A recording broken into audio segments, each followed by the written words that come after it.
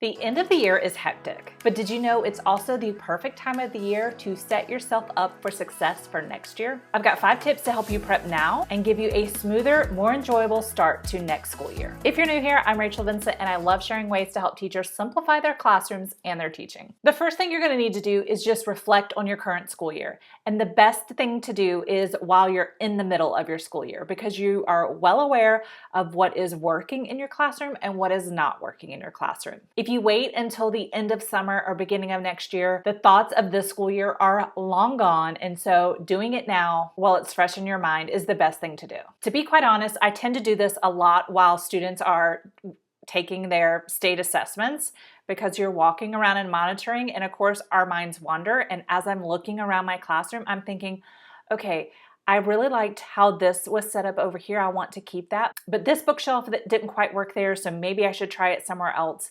And typically it's all about sort of the classroom arrangement. But what I like to do also is think about what systems worked well, what procedures worked well, different things like that, so that I can make sure I write them down so I don't forget them. And even thinking about your lessons, like what lessons did your students enjoy? Maybe you have a little more flexibility about what to teach.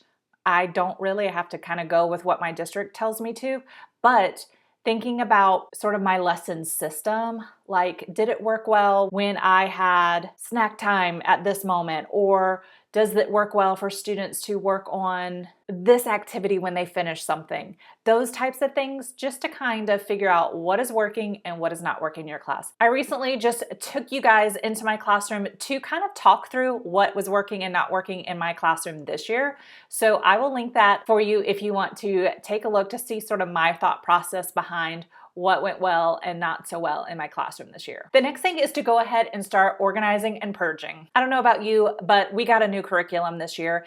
And so I kept a lot of old things thinking I might need it, or I wasn't sure how this new curriculum was going to go. So I wanted to keep it to default back to it if I needed, or supplement where I needed. And so now I know what I actually used versus what I can go ahead and get rid of. Same thing with like some of my seasonal items. I know what I pulled out this year, so now I can kind of purge some of those, get rid of, donate things that just didn't quite fit in my new classroom this year. I also like to go through a lot of my organization and see what still needs to be labeled, what did not get put back away that maybe I need to find a new organizational system for, or put in a different spot because it's just not working there anymore. And one of the things I like to do as well is go through and clean out my downloads folder, and if it's something I want to keep, go ahead and put it in the files that I've created on my computer. And then of course kind of go through and clean up, because a lot of times during the year I just kind of put the file in its main category instead of actually filing it into its smaller category. But doing this now sets you up for success at the beginning of the year, because if your school's anything like mine, you have to pretty much take everything that's in the classroom and push it into the cabinets, onto tables and things so that they can clean the floors. So go ahead and organizing my cabinets and things like that gives me space and room to start taking those things and put it into the cabinet so that my floors are clear for cleaning. Tip number 3 is to start prepping student material ahead of time. Think about those things that are kind of time consuming or things you know you're going to use, and start getting them ready. One of the things I always prep at the beginning of the year are my student notebook dividers. We tab our notebooks so that they can find their different places to put their notes to reference. So especially in math, I have like a place value tab, a multiplication and division tab, a geometry tab.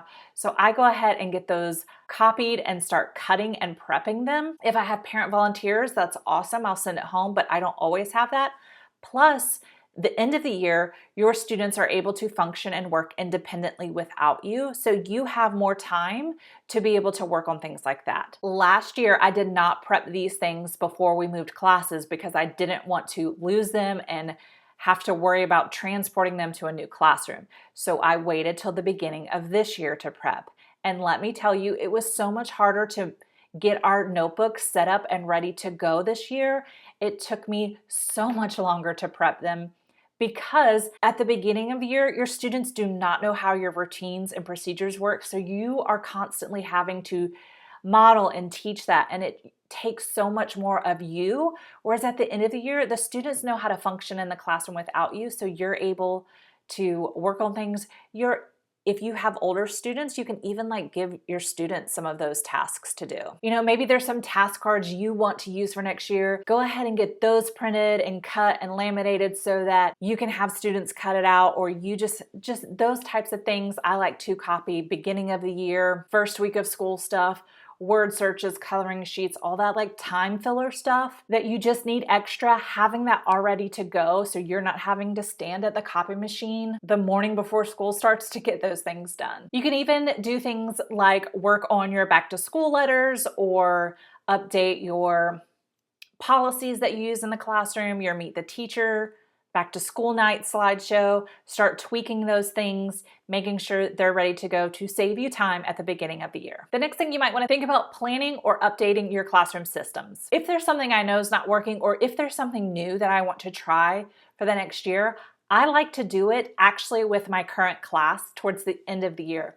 to see how it actually functions, especially if it's a new idea you're bringing into the classroom. So maybe you're thinking about switching up your morning routine, or go ahead and start doing that with your current class to see if it works well.